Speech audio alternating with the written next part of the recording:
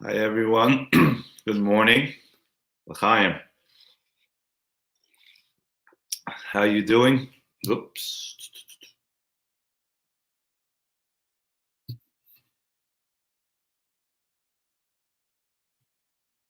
Yes, okay. I am going to continue. Maybe we have a slow internet connection. There we go. Okay. So good morning. Let's start this again. Yes, we're still in the middle of the holiday of Pesach, experiencing the freedom and liberation that we've all hopefully becoming accustomed to, at least in thought, so that we can apply it in practice. And tonight, actually, everything pivots. We pivot from the story of liberation that took place on the first night of Pesach, and we move into a whole different theme, which is very exciting.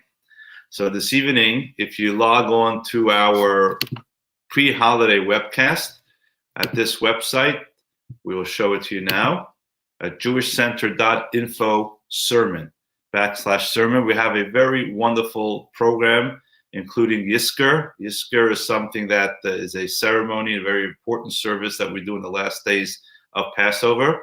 So if you come back right here on this channel, or if you go online at jewishcenter.info/sermon, for those of you who are watching this on YouTube, we will have Cantor Yossi Goldstein do a very moving service, add some song and some insight that will bring you to a whole fascinating, different field and aspect of redemption and, more importantly, meaningful living, being able to break out of a barrier. So tonight here at 5:30, here either on wherever you're watching. I know we're streaming on Facebook and YouTube. So wherever you are now, come back. If you're on YouTube, please go to this website, jewishcenter.info/sermon.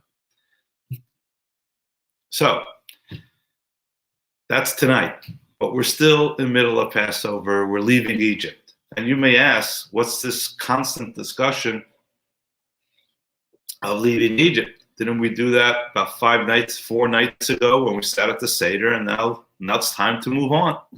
So it reminds me of a saying I once heard, that some people leave and some people say goodbye. When a party's over, people get up and go. Some people are there hanging around, they're saying goodbye, they're leaving, but they don't leave.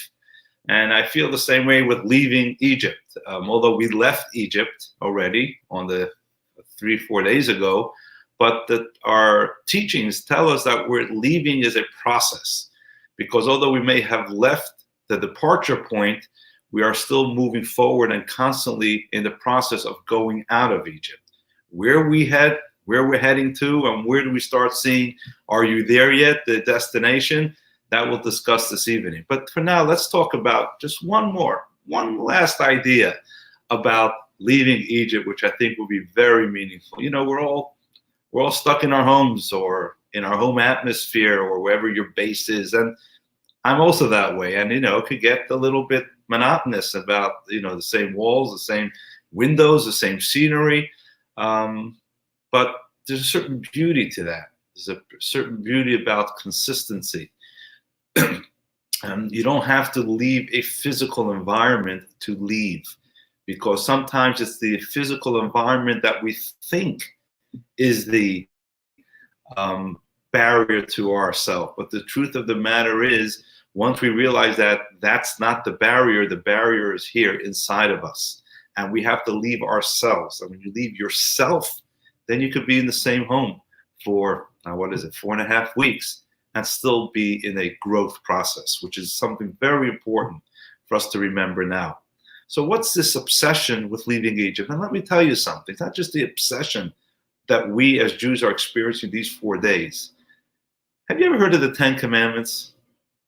Who hasn't? Do you know what the first commandment is? Now imagine, God has all the attention.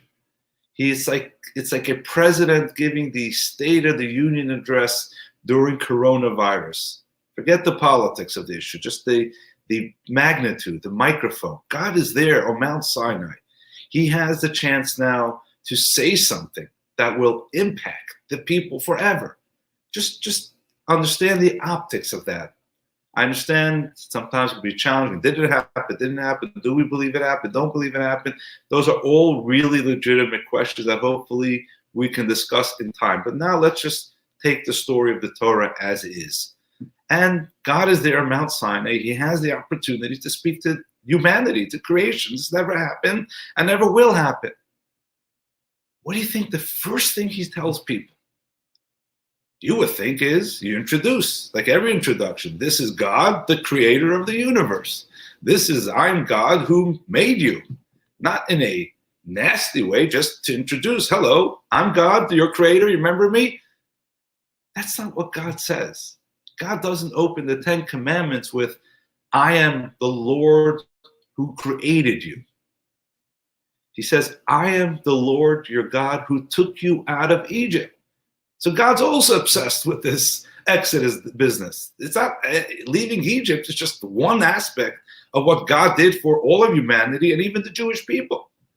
Why does that become the opening of the 10 Commandments, the moment that God introduces himself? And here we have a very beautiful, beautiful teaching from the Rebbe. And that is because the fact that God is a creator is beautiful.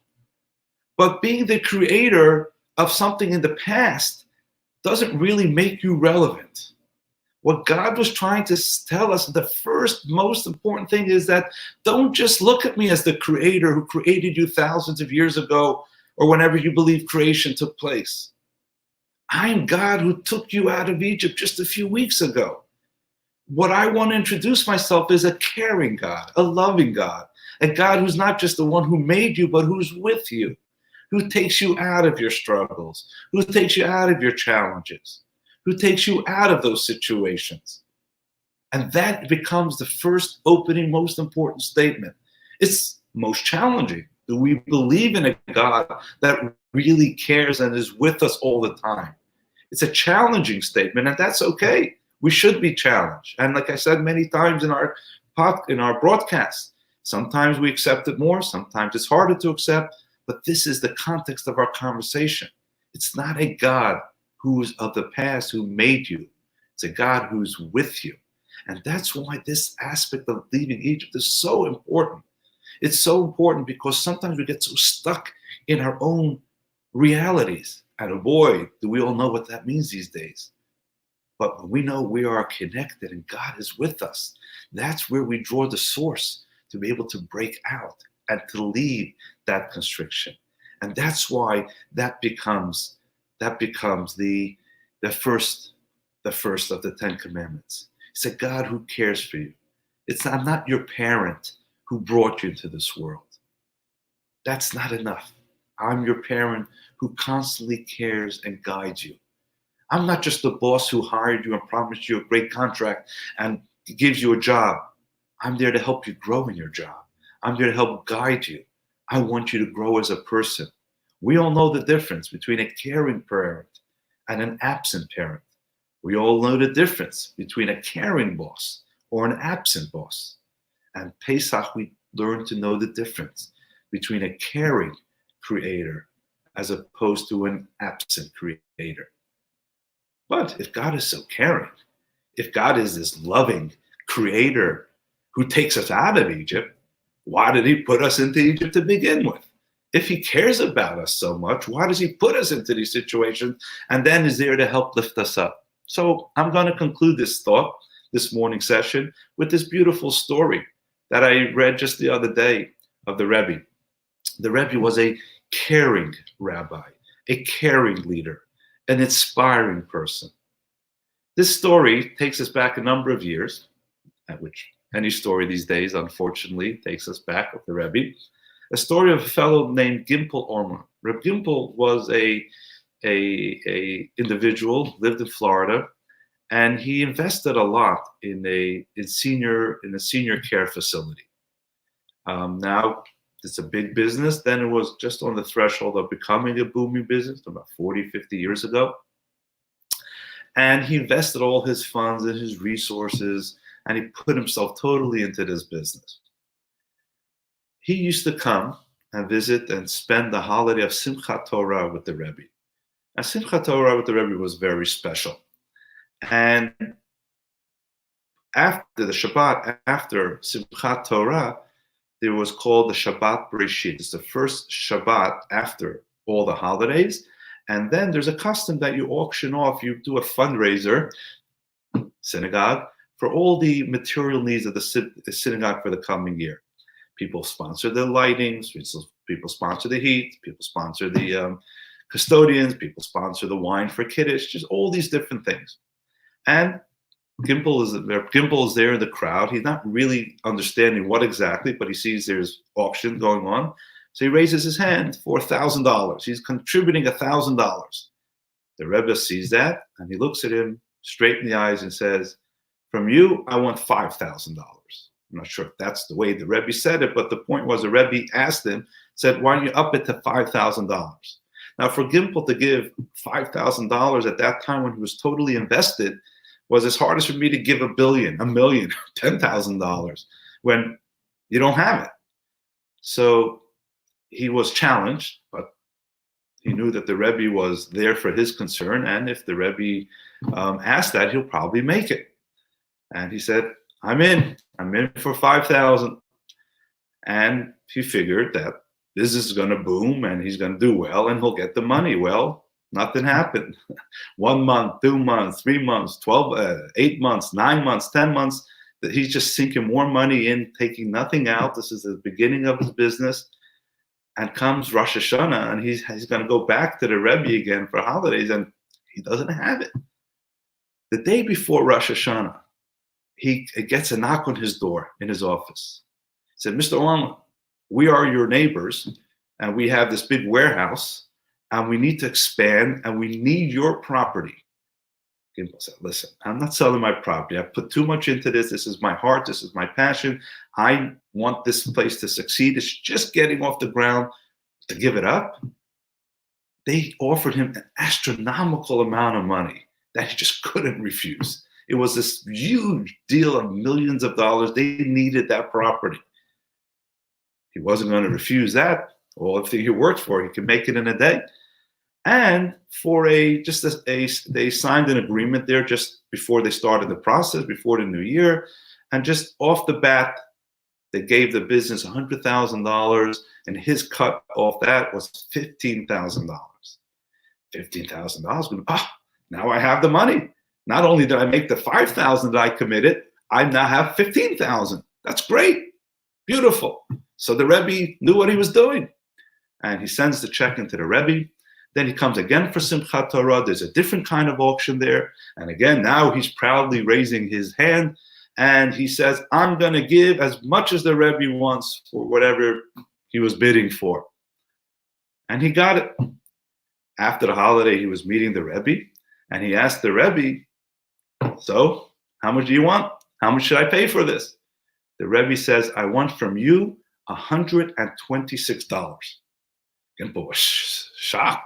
He was hoping the Rebbe would give him some crazy amount. That means he would be making a lot more. He wanted to get it in. $126. He asked the Rebbe, last year I didn't have it. You asked me to give a lot more than I was even capable of giving. Now I'm capable to give whatever you want. You asked me just for a little sum. And the Rebbe answered him. And listen to the answer. He says, you think I wanted to hurt you last year? You think I wanted to force you to give what you didn't have? I wanted you to get out of your box. I wanted you to open up your opportunities. Because you were open up and you gave more, you committed more than you could, God bless you with even so much more than that. Now that you're able to give more, give a humble amount. Give it from your heart. Now it's not about opening up the channels anymore. So the Rebbe put him in a hard spot, not because he was a tough fundraiser. The Rebbe put him in a hard spot because he was a loving teacher and he wanted him to open up and to expand. And he would never have been able to do that if he didn't take that leap. This is our loving God. I am the God who took you out of Egypt. Of course, I also put you into Egypt because it's in Egypt that I know you will grow. Maybe through hardships and challenges, but you will grow into something greater. And when the time comes, I will give you the courage and the strength to leave and to go out. This is the story of leaving Egypt. It's a story of recognizing that God is not just the God of creation. God is the God of love and care that puts us in situations so that we can grow, and also gives us the opportunity to break out of those situations so we can, in fact, grow. So as we're leaving the first days of Egypt, the first days of the holiday, let's think of our challenges, our struggles, and let's think of them as not going through these challenges, but growing through these challenges. Because our Creator is not just an absent Creator, but a loving Creator. Tonight, again, we are going to be having a special service that is about the holiday of the last days and the ceremony of, put that on, the ceremony of Yisker, in which we remember on the last days those of departed souls. We'll speak more about that tonight at 5:30, both here on Facebook Live and on our YouTube channel. And I hope to see you. In the meantime, spend this day, make it a day of growth, make it a day of breaking through whatever it is that's on your heart. And I know there's so much on our hearts, and there's so much that we're struggling with these days, each and every one of us. I'm a rabbi, but I'm a human being, and I know what we're going through. But I also know that we have the resources to break through this and focus on the positive and go out of this Egypt that's afflicting all of us now at this time and be able to move forward. Don't make it a big exodus. Think of one thing today that you can take this message of a caring God and a God that looks for our growth opportunities and make it a growing day. I'll see you later at 5:30. Have a wonderful day.